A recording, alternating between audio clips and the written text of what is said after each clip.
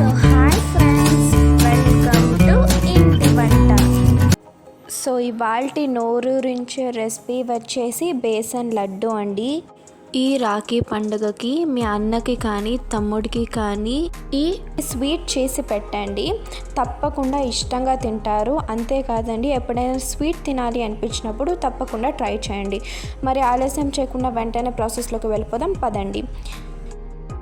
ముందుగా stove on చేసి ఒక కడాయి పెట్టుకొని అందులోకి ఒక పావు కప్ అంత నెయ్యిని వేసుకొని కరిగించుకోండి.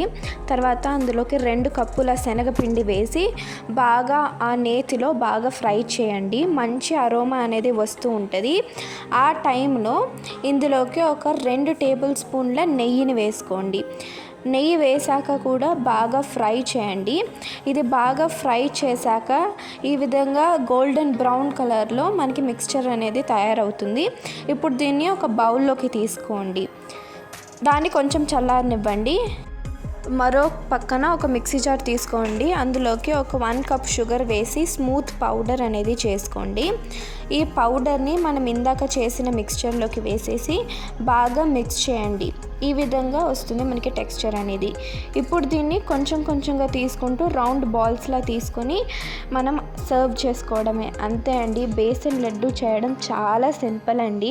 5 నిమిషాల్లో ఎప్పుడైనా స్వీట్ తినాలి అనిపించినప్పుడు ఈ విధంగా డెఫినెట్గా ట్రై చేయండి. Thank you for watching. Please like, share and subscribe to my channel. Bye bye.